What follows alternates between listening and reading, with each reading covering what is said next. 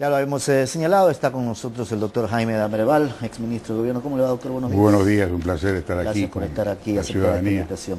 Permítame revisar los titulares de los periódicos antes de iniciar el diálogo. Vamos a revisar Diario Expreso en su portada para este día, martes 11 de mayo. Destaca lo siguiente: los indígenas prueban su poder de persuasión, dice el Expreso. El proyecto de la ley del agua nuevamente agita el ánimo de las bases y la dirigencia. El cierre de vías en Imbabura fue temporal, pero insisten en que volverán.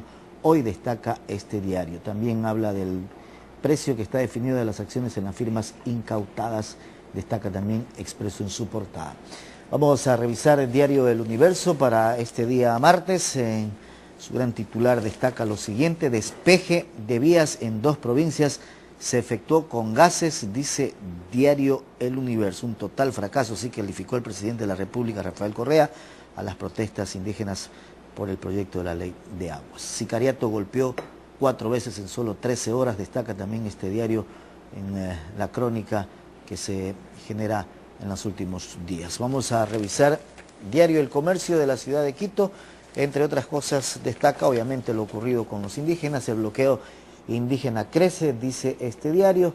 Los campesinos cerraron las vías en protesta por este polémico proyecto de ley de agua en el centro y norte de la sierra, según la información y la gráfica que se observa en este diario. Vamos a revisar los diarios de la capital azuaya, de Cuenca. Diario El Tiempo de Cuenca destaca lo siguiente en su portada para este día: emergencia en la Josefina por extracción de áridos y los indígenas iniciaron movilizaciones en el país, destaca El Tiempo. Y El Mercurio, también de la capital azuaya, destaca lo siguiente: policía desaloja a indígenas y la Josefina aún es una amenaza, destaca diario El Mercurio para este día. Doctor Damerval, buenos días nuevamente, sea bienvenido. Buenos días. Hay algunos temas que los vamos a tratar de desarrollar en estos minutos, en estos 30 y pico de minutos que tenemos de programa. Quisiera empezar por este tema de la Asamblea Nacional y su tarea fiscalizadora. ¿Cuál es la lectura que le da a la escasa o ninguna fiscalización que se ha generado en la Asamblea Nacional, doctor Damerval? Bienvenido. Bien. Coincidiendo en que el Congreso es un Congreso eunuco, mutilado, y que ocasionalmente, a distinción de los eunucos, que son generalmente seres melancólicos, este era un eunuco festivo, eufórico, el Congreso, coincidiendo todos en esto. Lo cierto es que se percibe, y lo primero que hago es felicitar a aquellos diputados que son una minoría, pero que han llevado específicamente estas señoritas o señoras la bandera, digamos, de la independencia intelectual, porque se han esmerado, siendo miembros del gobierno, se han esmerado y han demostrado que son capaces de disentir con su líder y disentir en forma cordial y no traicionarlo, pero que llevan un aporte positivo a la atormentada alma nacional, derrotada varias veces y que no encuentra camino. Respecto de la tarea fiscalizadora... Esta no termina de cuajar todavía en la Asamblea. Respecto a la tarea fiscalizadora, es digno de remarcarse lo que ha ocurrido en el enjuiciamiento del señor ministro fiscal general. Antes de seguir, el Ecuador, como de costumbre, tiene sus diseños, extravagantes, y no solamente diseños gráficos. Los caricaturistas son muy buenos. Me refiero a los caricaturistas y diseñadores intelectuales de las leyes. Y entonces ha diseñado un ministro fiscal que es un monstruo. El ministro fiscal general del Estado, para que ustedes sepan, estimados conciudadanos, es un ser aterrorizador. Sea quien sea, hombre o mujer, está dotado de absolutos poderes que es capaz de destruirnos a todos juntos, afectar el honor impunemente, etcétera, y muy difícil de ser juzgado. Para mí es tan poderoso, más que el presidente de la República, a tal punto de que si el ministro fiscal general en este momento se le ocurre derribar el gobierno, lo derriba él solo. Entonces este monstruo tenemos que volverlo a diseñar de tal modo que sus pronunciamientos o dictámenes sean susceptibles de ser revisados. No me pidan por quién, porque con lo que hago en denunciar este hecho y en los perfiles de este monstruo hago bastante. Lo otro lo conversamos otro día, cómo diseñamos una fórmula para que puedan ser revisados los dictámenes del ministro fiscal general del Estado. Otro punto para terminar el asunto de fiscalización: el Ecuador ha salido deteriorado con este caso. Con este caso, y lo explico muy brevemente. Ajá. Imaginémonos que usted es el ministro de Relaciones Exteriores de Inglaterra y yo soy el de Francia, y tenemos el reporte de Quito, capital del Ecuador, que dice lo siguiente: el Ecuador discutió si enjuiciaba o no a su ministro fiscal general, y el Ecuador no resolvió. ¿Qué impresión, qué imagen transmite esto? A nivel internacional. A nivel internacional. Ajá. Una imagen devastadora. De es un país que no merece crédito, un país que llamando, y todos en tandas al final de acuerdo, en que debió ser llamado, resulta que votando en tandas no lo llamaron, y en definitiva hubo un hombre que debiendo ser juzgado, y que él además debió haber exigido ser juzgado, porque esa era la actitud cívica. Señores, júguenme.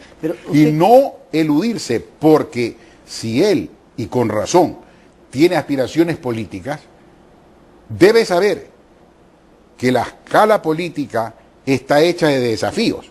Los escalones son escalones de desafío, no son puertas escapatorias. Pero en el tema, no se hacen líderes políticos a base de puertas de escape. Claro, en el tema de la ni de ilusiones, ni de evasiones. En el tema de la fiscalización en la Asamblea, y con este último caso de tratar de llevar este proceso del juicio fiscal al fiscal, ¿se dieron errores jurídicos o cree usted que son más bien los intereses políticos que impidieron de alguna u otra manera que la fiscalización se cumpla? En este caso. ¿Sí? Yo creo que son los intereses políticos. Y eso es un lo grave. Cual demuestra además el grado de corrupción absoluta en que se encuentra el país, porque ya hemos dicho, y lo hemos dicho aquí, que el petróleo diseñó un nuevo pecado mortal. El petróleo, el descubrimiento en 1972, diseñó un nuevo pecado mortal, y para ser breve, por ejemplo, en la primera década creó una generación de almirantes camaroneros y de generales pastores. ¿A qué se refiere con eso? Y que el Banco Nacional de Fomento concentró todo su crédito en los militares.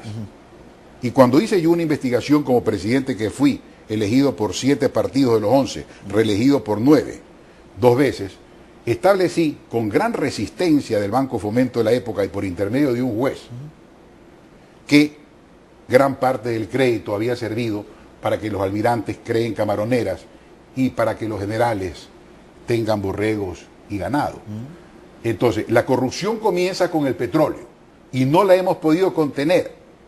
El desafío de la nación entonces es contenerla, es decir, saber administrar el hallazgo, saber administrar la suerte, no solamente la mala suerte, que parece que la podemos administrar mejor, sino administrar también la buena suerte del destino. ¿Y estos intereses políticos entonces prevalecen en determinado momento? Cuando siguen prevaleciendo porque es un caos, el Ecuador es un caos.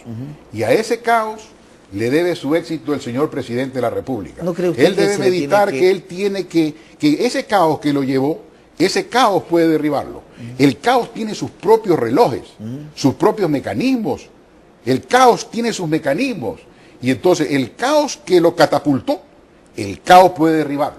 Entonces a él le interesa, y esta es una invitación que le hago al presidente, en el sentido de que él tiene que entender que por necesidad, por instinto de defensa, él debiera consultar una reorganización de la circunstancia, porque la circunstancia, evidentemente, no obstante mi reconocimiento, por ejemplo, aquel grupo de diputados que ha sacado la cara, por decirlo así, por el viejo Congreso desacreditado, que sin embargo tenía vergüenza. Porque esta es una buena medida de los seres humanos y también de las instituciones, el hecho de tener vergüenza. Claro, ¿no es decir, este Congreso actual no tiene vergüenza. Ya, ¿no es un Congreso de corcho, desvergonzado, con una máscara de corcho. ¿No cree usted que se le tiene que devolver a la Asamblea en pleno la facultad o la decisión de juzgar la procedencia de los juicios políticos? Por que supuesto, no se quede en un filtro como esta por supuesto, parte del futuro de la nación depende de que trituremos con el taco del zapato los filtros perversos que impiden actualmente la fiscalización de los funcionarios públicos. Y es falso, parcialmente falso, porque este es un país de medias tintas, de media moneda hasta ahora, en virtud de la corrupción del petróleo. Que examinemos la necesidad de meditar si este Congreso nos representa o si el presidente cree que debiera disolver y hacer uso de su ejercicio y disolver este Congreso, y de luego respetando el derecho a que vuelvan a competir los mismos que están, que se someta esto al público para integrar un nuevo Congreso, porque sostengo, con todo respeto por los valores que tiene el Congreso y los tienen los distintos grupos, de que este Congreso no representa al Ecuador. Es lo mismo de los, no representa al Ecuador. De los congresos es anteriores. peor que los anteriores. Es peor que los anteriores. Es peor que o tanto como los anteriores. Ajá. Es tanto como los anteriores. Son gemelos perversos que creen que están desunidos y que están unidos por un cordón umbilical de corrupción, de falta de imaginación. Intelectualmente son perversos porque carecen de imaginación. Intelectualmente son perversos este par de hermanos siameses del Congreso de la vieja partidocracia, impura y maldita, con este Congreso nuevo, de una alianza que proclamó manos limpias y las tiene empapadas en petróleo. Las tiene sucias en decretos, ¿no?, que liberaron de competencia los contratos. Las tiene pegajosas, es decir, su voz es el pregón amargo de un fracaso. Entonces yo sostengo que debemos ir a un nuevo Congreso, aunque le reconozcamos a nuestro dictador, reconozcamos un breve periodo de meses que tiene que cumplirse hasta que se reinstale el Congreso. Pero no puede el país seguir así, en circunstancias además que el quinto poder que resultó de esa descomposición misteriosa. Esa posición que usted tiene frente al quinto poder? El quinto poder yo lo desprecio. Lo desprecio, claro, lo desprecio, porque es que no existe, porque es que no merece existir, porque es un Congreso, es un poder ladrón que para conformarse ha utilizado el esqueleto del Congreso Nacional. Ha cogido además otra parte, una vértebra portentosa de lo que fue la Comisión de Investigación, que es una comisión constitucional que durante varios años realizó un aporte sustancial en la persecución del delito. Entonces, este poder, que por eso no se organiza, porque le ha prestado una vértebra a un viejo monstruo, porque ha diseccionado a otro faraón maldito y le ha arrancado otra vértebra, y entonces él se está armando, y para colmo en virtud de un concurso donde todo se llama Patiño, donde todo por casualidad es el señor Patiño, que en este momento es definitivamente más poderoso que el presidente de la República. ¿Tanto así? Así es. Y entonces la idea es que nosotros necesitamos cambiar esto, porque es que las manifestaciones no responden, los naipes no responden lo que representa. Los corazones rojos en los naipes son corazones negros. Los tréboles negros, quizás ahí descubramos un pétalo rosa. En fin, tenemos que recomponer la situación y yo creo que debemos ir a la disolución del Congreso. Vamos a hacer una pausa, la primera pausa, doctor Damerval, permítame hacer, para luego seguir dialogando con usted. Hacemos aquí este corte, regresamos enseguida, estamos dialogando con el doctor Jaime Damerval. Ya volvemos.